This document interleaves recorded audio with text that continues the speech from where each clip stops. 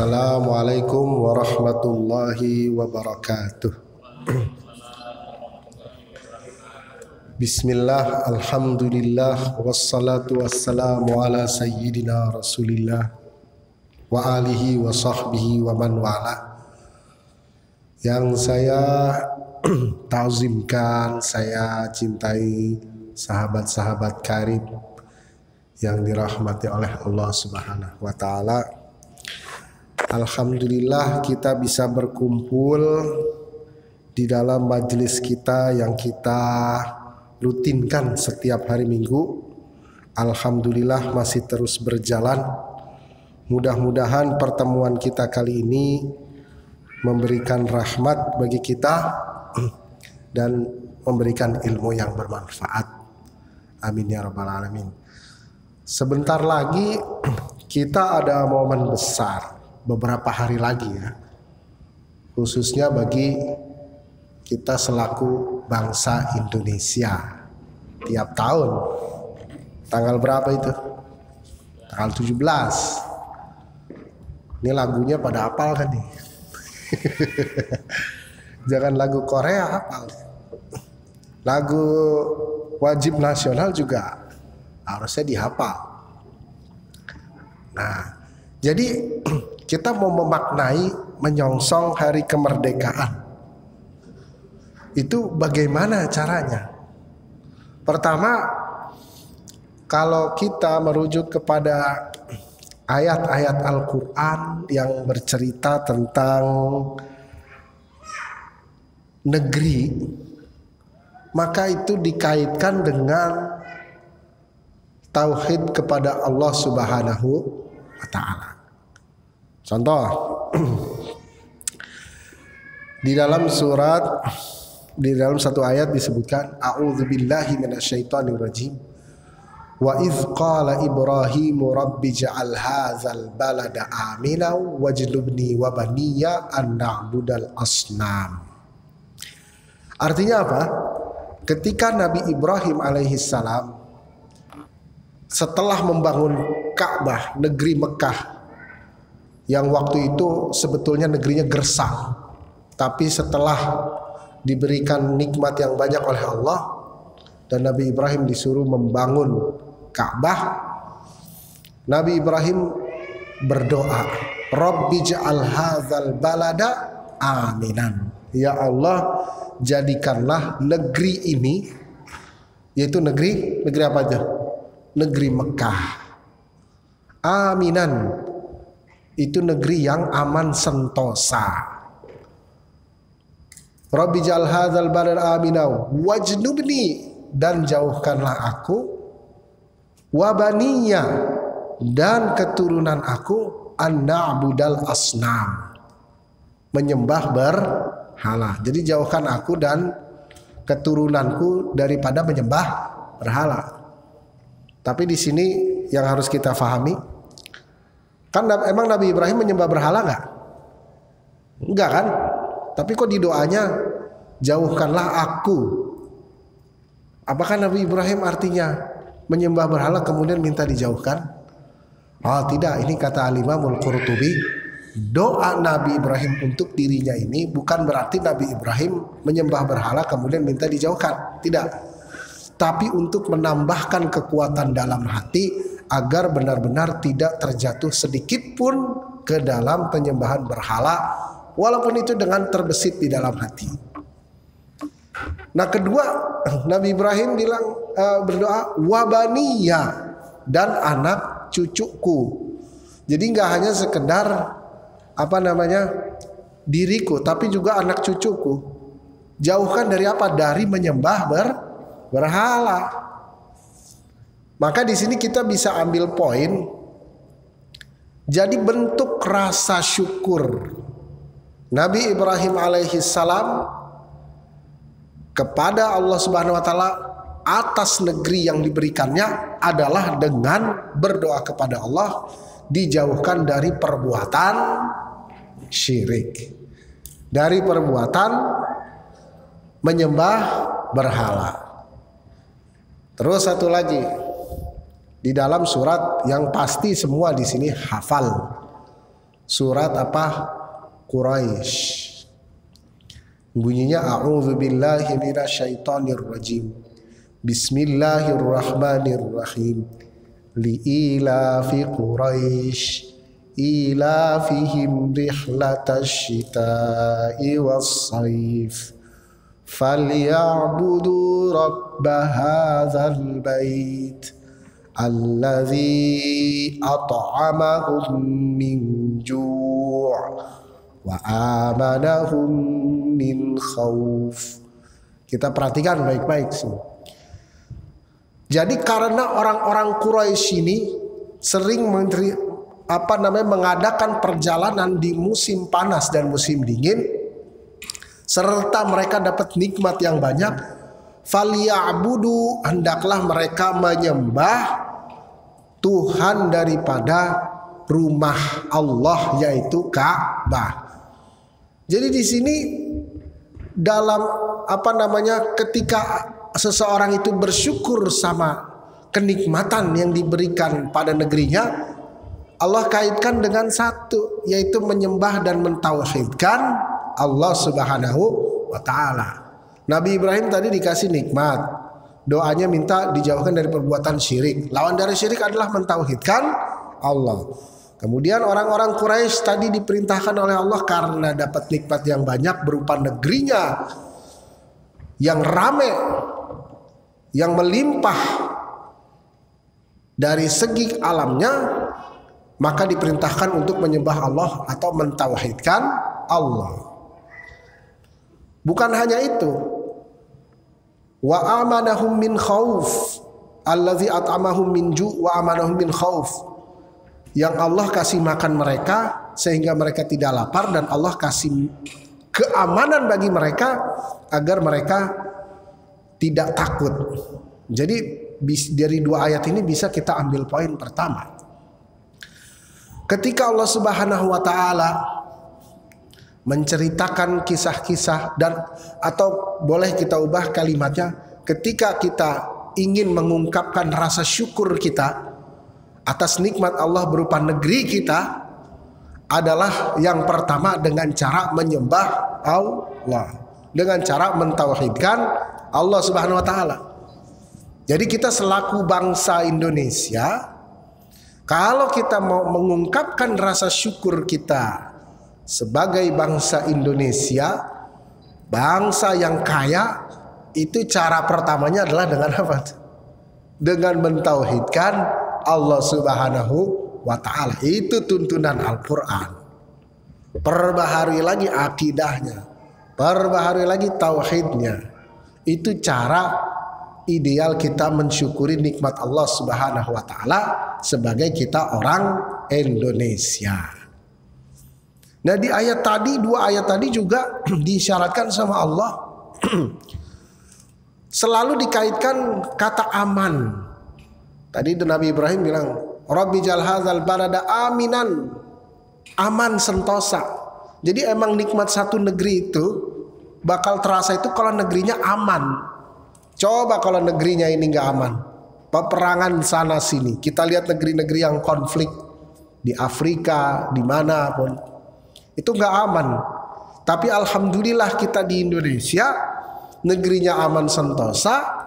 Maka kita wajib bersyukur kepada Allah dengan cara kita memperbaharui terus iman kita kepada Allah Subhanahu wa ta'ala. Jadi kalau nanti ditanya, ini kita menyambut kemerdekaan, itu gimana sih caranya? Apakah harus lomba? Apakah harus panjat pinang? Ataukah harus apa? Ya, itu salah satunya. Tapi yang paling fundamental adalah dengan cara kita memperbarui iman kita kepada Allah Subhanahu wa ta'ala. Kita dikasih hidup aman sentosa, kita dikasih nikmat yang banyak. Wah, Indonesia hijau, alamnya berlimpah, kemudian tidak ada kelaparan, tidak ada paceklik. Itu nikmat besar. Maka yang pertama kita lakukan adalah bersyukur kepada Allah Subhanahu wa ta'ala dan memperbarui iman kita. Tapi mungkin di sini nanti ada yang bertanya usil, apakah memperbaharui iman kepada Allah itu cuma tanggal 17 Agustus? Bukankah harusnya setiap hari? Nah, kita katakan di dalam agama Islam itu ada momen-momen. Bahkan kita disuruh, salah satunya adalah momen puasa. Itu bisa meningkatkan ketakwaan. La'allakum tattaqun. Ada beberapa hari yang Allah spesialkan. Contohnya hari Muharram, bulan-bulan Muharram, Arba'atun Hurum. Kemudian secara global Allah Subhanahu wa taala mengingatkan kita, wa dzakkirhum bi ayyamillah. Ingatkanlah mereka dengan hari-hari Allah Subhanahu wa taala. Hari-hari Allah adalah hari yang disebutkan di dalamnya Allah Subhanahu wa taala.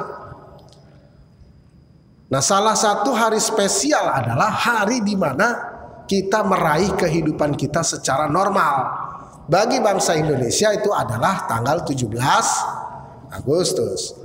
Maka di sini momen spesial untuk kita lebih kembali meningkatkan keimanan kita pada 17 Agustus selaku hari kemerdekaan Indonesia. Nah, kita bersyukur tanpa nikmat Allah. Makanya kan di pembukaan undang-undang itu gimana itu bunyinya?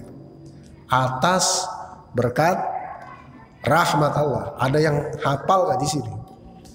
Harusnya hafal itu. Iya. Harus kita umat Islam tuh hafal pembukaan undang-undang.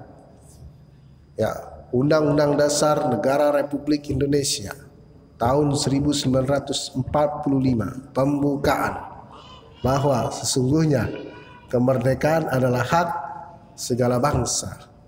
Dan oleh sebab itu, maka penjajahan di dunia harus dihapuskan. Lo harus hafal? Iya dong. Kalau umat Islamnya nggak hafal, nanti tiba-tiba ada orang lain masuk ngubah-ngubah ngotak-ngatik, kita nggak tahu, habis nggak. Jadi harus tahu juga. Di situ tertulis dengan jelas atas berkat rahmat Allah. Jadi kita sudah mengakui ini anugerah dari Allah Subhanahu wa taala. Maka di sini alangkah baiknya gitu kalau 17 Agustus sebelum upacara atau setelah upacara adakan doa bersama. Adakan santunan pada anak-anak yang tidak mampu. Adakan bakti sosial. Itu sangat luar biasa. Walaupun di sini tidak menutup orang untuk menggelar perlombaan. Silakan bersenang-senang. Bolehkah di hari senang-senang? Boleh, jelas itu tidak ada larangan. Nah, kemudian sahabat ikhwah karib yang dirahmati Allah, yang bisa kita ambil di sini adalah bahwasannya Nabi Ibrahim alaihi salam dalam doanya tadi itu mengajarkan kita kepada semangat cinta tanah air. Rasa syukur itulah sebagai tafsiran daripada cinta tanah air. Jadi cinta tanah air ini adalah dengan bersyukur. Jangan sampai cinta tanah air ini disalahartikan. Ada yang mungkin mengartikan cinta tanah air ini sebagai bentuk kita sebagai bangsa superior dan merendahkan bangsa yang lain. Ini jelas salah. Kita merasa bangsa kita punya beradab, berbudi luhur. Sementara bangsa yang di sana di Timur Tengah gak ada adabnya. Ini bukan cinta tanah air namanya. Ini ras, mengunggulkan satu ras, merasa paling baik daripada yang lainnya. Nah, ini bahaya kalau kayak gini.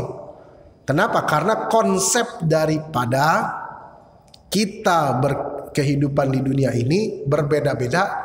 Itu konsepnya bukan saling pengen sikut-sikutan, bukan pengen saling unggul-unggulan, tapi jelas di dalam Al-Quran lita'arafu, agar kalian saling mengenal. Nah, kita boleh bangga dengan status kita sebagai bangsa Indonesia, bangsa yang kaya.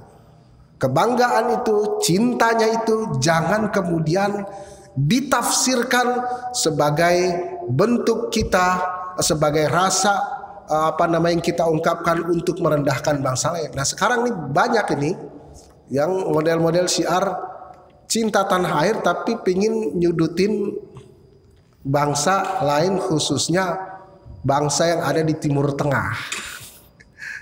Itu diartikannya seperti itu. Nah ini kan jadi melenceng. Sebetulnya Islam tanpa diajarin cinta tanah air juga Al-Quran udah ngajarin cinta tanah air. Sebelum orang-orang ada istilah nasionalisme, hubbul waton, itu dari siapa? Ini dari Al-Quran sendiri. Nabi Ibrahim alaihissalam diilhamkan berupa doa agar dijadikan negerinya aman sentosa. Apalagi kalau itu bukan cinta tanah air. Terus apalagi banyak dalam kisah-kisah di Al-Quran yang berdoa agar negerinya diberikan aman dan sentosa. Itulah arti cinta tanah air yang Al-Quran maksudkan. Setiap kita berpijak, di situ kita berdoa agar negeri yang kita tempati menjadi negeri yang aman sentosa. Itu bentuk cinta tanah air. Jadi nanti jangan diartikan cinta tanah air saya nggak mau budaya Arab. Nah, sekarang gitu diartikan seperti itu. Jadi lebih menyempit ini karena sensitivitas dengan yang ada dari Timur Tengah. Sekarang dimasukkan isu-isu begitu. Ini emang banyaknya di mana? Ya silahkan aja baca-baca di medsos sekali-kali tentang pemikiran. Jangan yang SCBD terus. Ini yang perang-perang pemikiran. Jadi dikaitkannya seperti itu. Banyak sekarang model-model akun yang membahas nasionalisme tapi pinginnya menyudutkan sebetulnya. Jadi kalau dibilang nasionalisme, kemerdekaan, cinta tanah air, justru umat Islam yang pegang Al-Quran, dia sudah lebih dulu punya konsep tentang cinta tanah air. Udah punya duluan sebelum yang lain. Nah, kemudian kita lihat lagi Nabi Muhammad SAW ketika lagi berhijrah, itu kan harusnya Nabi Muhammad kalau dari Mekah hijrahnya langsung ke utara. Ke utara itu ke Madinah. Dari Mekah ke Madinah. Tapi ini Nabi Muhammad ke selatan dulu. Kenapa? Ngecoh orang kafir Quraisy. Jadi orang kafir Quraisy pasti kan ngiranya ke utara, lari langsung ke Madinah. Tapi ternyata Nabi Muhammad ke selatan dulu. Akhirnya pas di utara Nabi Muhammad SAW gak ditemukan. Hampir ketemu di goa apa namanya goa? Goa apa tuh? Hah? Bukan Tursina. Waduh, gimana nih, Pin? Goa Sur. Goa Sur hampir itu ditemukan. Itu apa kalau bukan karena pertolongan Allah? Jadi Nabi Muhammad ketangkep. Cuman gara-gara di depan Goa Sur itu ada apa? Ada sarang burung dan sarang laba-laba. Maka kata orang kafir Quraisy, nggak mungkin kalau dia di dalam pasti udah rusak. Dan apa namanya? Ngapain kita ke sini, ke selatan? Orang Madinah ada di utara, udah balik lagi. Nah, akhirnya gak jadi kan? Nah, pas malam harinya Nabi Muhammad mau berjalan ke Madinah, Nabi Muhammad itu melihat kota Mekah. Kan kota Mekah itu lembah. Jadi lembah dari atas Nabi Muhammad lihat. Kemudian apa kata Nabi Muhammad? Apa namanya? Wallahi innaki la ahabbul biladi ilayya laula anna ahlaki akhrajuni minki ma kharajtu. Wahai Mekah, kamu itu negeri yang paling aku cintai. Tuh, itu redaksinya jelas banget, yang paling aku cintai. Seandainya pendudukmu nggak mengeluarkan aku daripada negerimu, daripada engkau, maka aku tidak akan keluar. Aku pengen hidup di situ aja. Pengen apa namanya menata kehidupan di situ aja. Udah betah. Jadi ini redaksinya udah jelas. Aku mencintaimu. Bahkan bukan dalam redaksi cinta tanah air, tapi dalam aku mencintaimu. Kalau mencintaimu berarti tanah air itu diajak ngomong gitu. Diajak ngomong ini lebih apa namanya? Lebih puitis daripada kita ngomong saya cinta Mekah, saya cinta Indonesia. Tapi kalau saya ngomong saya cinta engkau, engkaunya itu Indonesia, berarti seakan-akan Indonesia itu udah menjadi bagian daripada saya. Ini lebih apa ya? Lebih puitis. Nabi Muhammad SAW bilang, wallahi la ahabbul biladi ilayya, engkau itu negeri yang paling aku cintai. Jadi Nabi Muhammad mengajarkan kepada kita cinta tanah air sebelum orang-orang mengeluarkan istilah nasionalis, sebelum orang-orang mengeluarkan istilah hubbul watan. Jadi kalau mau dikatakan hubbul watan, diajarin yang pertama sama siapa? Sama Nabi Muhammad sallallahu alaihi wasallam. Cinta tanah air siapa yang ngajarin? Nabi Muhammad. Jadi kalau dibilang yang pertama kali mengenalkan cinta tanah air itu dari Indonesia, tidak benar. Yang pertama kali adalah Nabi Muhammad sallallahu alaihi wasallam. Beliau yang pertama kali mengajarkan kita hubbul watan, cinta tanah air. Jadi kita cinta tanah air itu merupakan sunnah Nabi Muhammad sallallahu alaihi wasallam. Karena Nabi sendiri cinta tanah air, berarti kalau kita cinta tanah air, kita mengikuti sunnah. Kalau kita nggak cinta tanah air, ya berarti nggak sesuai dengan sunnah. Kalau kita mau dianggap sama Nabi Muhammad SAW sebagai umatnya, berarti kita harus mencintai negeri di mana kita berpijak. Nah, inilah pentingnya. Tidak lepas dari itu, bahkan ketika Nabi Muhammad SAW hijrah ke Madinah, itu orang-orang di Mekah yang hijrah ke Madinah itu nggak semuanya langsung betah. Ada yang dia ngerasa, aduh keinget Mekah, keinget ini. Kalau di Mekah begini, sampai Nabi Muhammad berdoa, Allahumma habib ilayyal Madinah, ilaina al Madinah, kama habbabta ilaina Makkata. Ya Allah, berikanlah kepada kami rasa cinta kepada Madinah seperti Engkau memberikan rasa cinta kepada kami terhadap kota Mekah. Jadi Nabi Muhammad mohon agar diberikan rasa cinta tanah air juga yang kedua kepada kota Madinah. Berarti cinta tanah air ini itu adalah sesuatu yang urgen. Bagaimana kita mau membangun negeri kalau kita sendiri nggak mencintai tanah air? Cuman itu lagi kembali nanti, cinta tanah airnya itu diterjemahkan dengan cara apa? Nah, ini yang harus kita selalu tanyakan sama diri kita. Ini cinta tanah air apa? Apakah dengan cara kita mendukung timnas aja, ya kan, kalau lagi main, ataukah dengan cara kita hanya menyanyikan lagu kebangsaan, yaitu bagus. Tetapi kan bukan hanya itu. Tadi kembali lagi ke Al-Quran, yang diajarkan oleh Al-Quran sebetulnya adalah puncak daripada cinta tanah air kita adalah dengan kita terus meningkatkan keimanan kepada Allah. Jadi terus tingkatkan. Kenapa? Dalam rangka bersyukur. Bersyukur kepada Allah Subhanahu wa ta'ala. Oke, selain beriman, apalagi yang harus kita sambut dalam menyongsong kemerdekaan?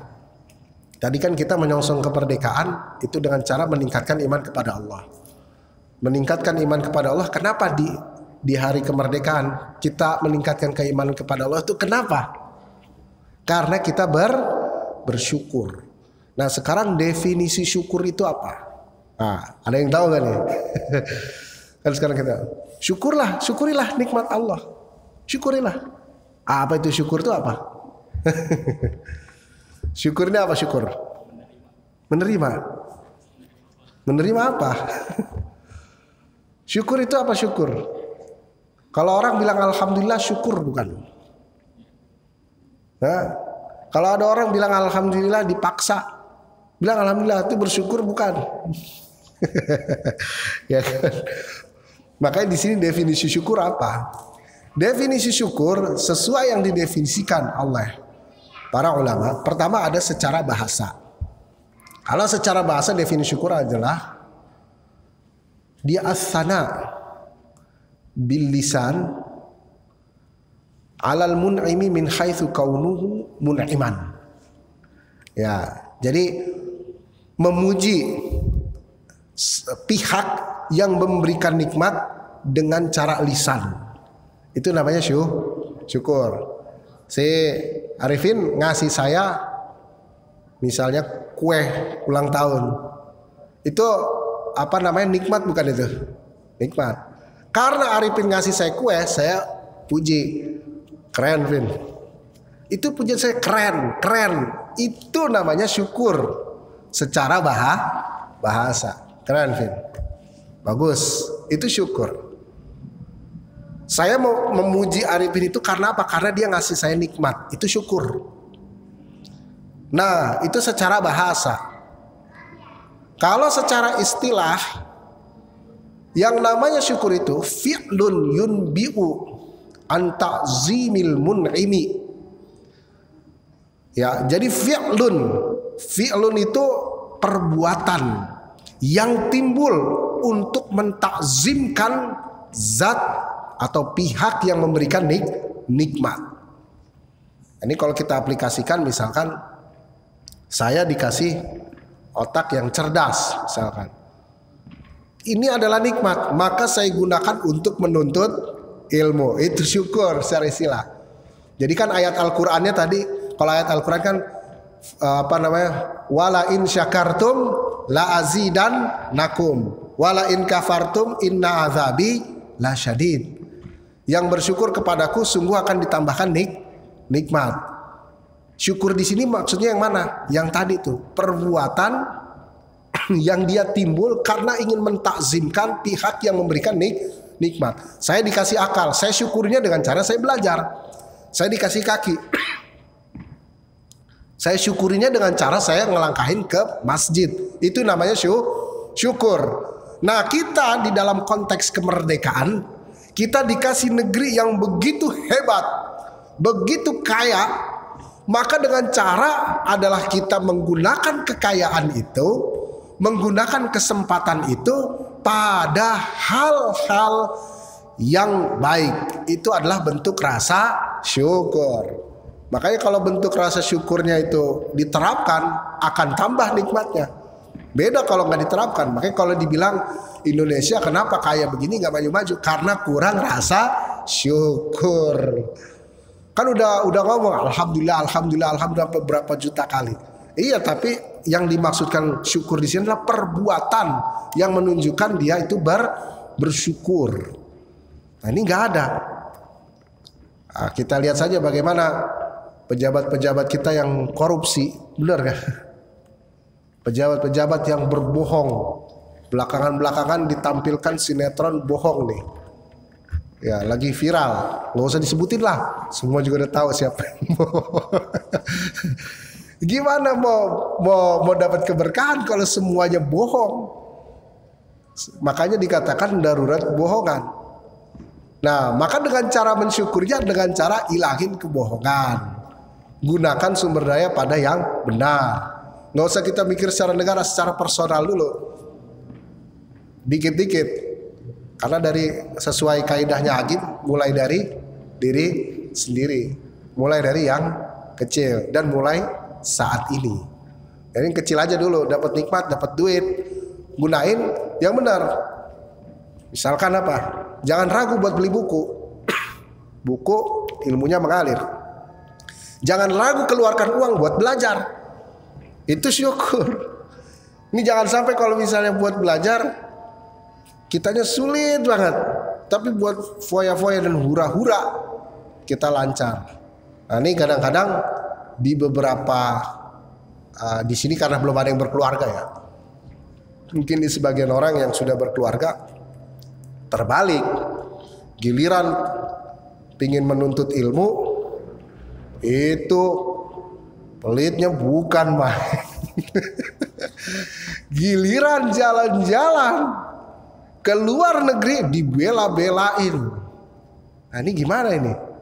Itu bukan bentuk rasa syukur. Itu bukan bentuk daripada kita bersyukur kepada nikmat Allah.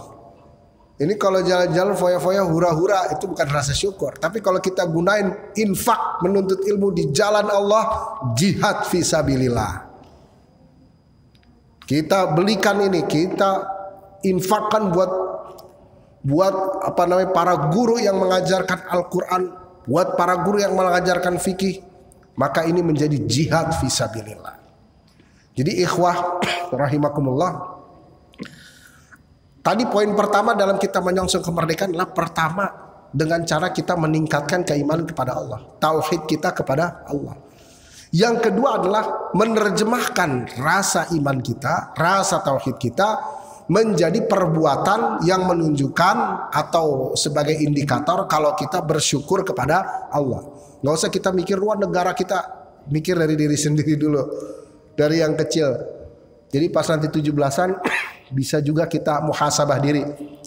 Ini saya udah dikasih kemerdekaan sama Allah, kan saya juga merasakan, saya gunain harta saya buat apa nih? Apakah sekedar buat hura-hura? Apakah sekedar buat apa? Kita koreksi diri. Kemudian yang ketiga adalah dengan cara membangunkan semangat pemuda untuk membangun negeri. Yang harus kita fahami adalah ikhwah, yang menjadi tombak perubahan di dalam Al-Quran itu adalah pemuda. Nggak percaya? Buka surat Al-Kahfi di awal-awal suratnya. Apa kata surat Al-Kahfi? Innahum fityatun amanu birabbihim wazidnahum huda. Itu fityah. Fityah itu artinya apa? Fityah itu artinya adalah pemuda. Jadi Ashabul Kahfi adalah kumpulan pemuda. Tuh, itu diabadikan. Itu dia penduduk satu negeri dan mengubah daripada sejarah dunia. Ya mengubah, kenapa? Karena pada saat itu rajanya mengingkari hari kematian, mengingkari hari kiamat. Kemudian oleh Allah mereka ditidurkan dan dibangunkan tepat pada masa di mana raja itu mengingkari hari kebangkitan. Dan di situ Allah hadapkan sehingga pada waktu itu orang-orang berubah pola pikirnya. Nah, jadi tombak perubahan di sini anak muda. Begitu juga pengikut Nabi Muhammad dulu di awal-awal. Itu kebanyakan adalah para pemuda. Yang tua-tuanya hanya beberapa gelintir. Salah satunya Hamzah bin Abdul Muttalib. Yang paling muda siapa dulu sahabatnya Rasulullah? Sayyidina Ali bin Abi Thalib. Umurnya berapa? 13 tahun masuk Islam. Jadi pemuda semua. Makanya kalau kita mau merusak satu negara, gampang. Apa yang dirusak? Pemudanya. Buat jadi apa? Mentalnya rusak. Gimana cara rusak mental? Gampang. Buat mentalnya mental cengeng. Buat mentalnya mental suka ngeluh. Buat mentalnya tukang ngadu. Ya udah itu mental-mental begitu gimana mau negaranya ke depannya bisa ini. Mental-mental yang pengennya instan. Nggak pengen proses. Mental-mental yang pinginnya suka bergantung. Nah, makanya kalau udah rusak pemudanya, berarti bisa ke depan kita lihat masa depan bangsa tersebut.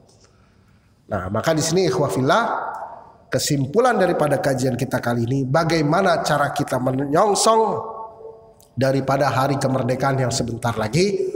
Pertama tadi, poin pertama, meningkatkan keimanan kepada Allah Subhanahu wa taala. Yang kedua poinnya adalah kita berbuat satu tindakan yang mencerminkan rasa takzim atau syukur kita kepada Allah Subhanahu wa taala. Yang ketiga adalah dengan cara kita membangkitkan semangat pemuda untuk kembali membangun negeri ini. Maka dulu kan yang berjuang untuk tanah air juga dalam kemerdekaannya itu rata-rata juga masih muda. Dulu Bung Tomo juga muda. Maka harus ada sekarang pemuda-pemuda yang semangatnya kayak Bung Tomo. Ya, semangat melawan tentara Inggris yang luar biasa senjatanya, kita hanya seadanya. Mereka bisa, kita pun bisa. Nah, seperti itu ya. Jadi itulah yang bisa Al-Fakir sampaikan. Mudah-mudahan bermanfaat. Ya, wa minallahi taufiq. Silakan.